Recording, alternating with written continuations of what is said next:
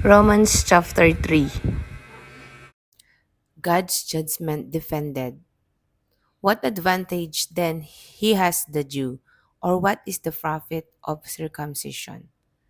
Much in every way, chiefly because to them were committed the oracles of God. For what if some did not believe? He will their unbelief make the faithfulness of God without effect?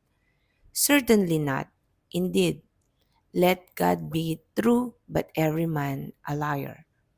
As it written, that you may be justified in your words and may overcome when you are judged.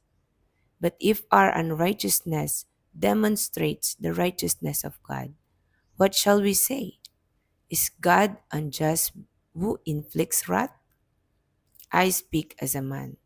Certainly not. For then how will God judge the world?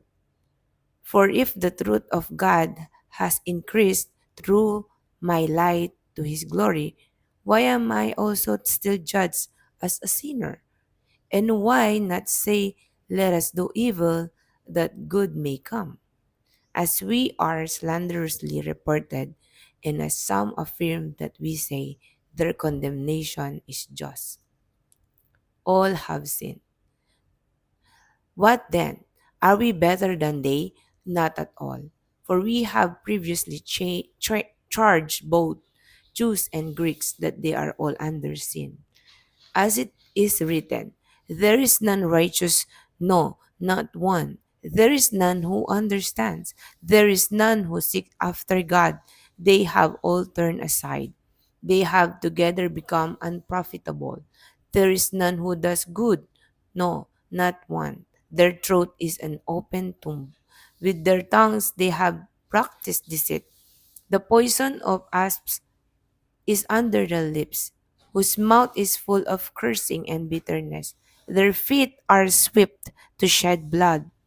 Destruction and misery are in their ways, and the way of peace they have not known. There is no fear of God before their eyes.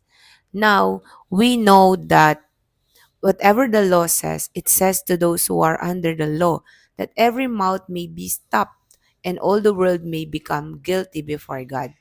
Therefore, by the deeds of the law, no flesh will be justified in his sight, for by the law is the knowledge of sin.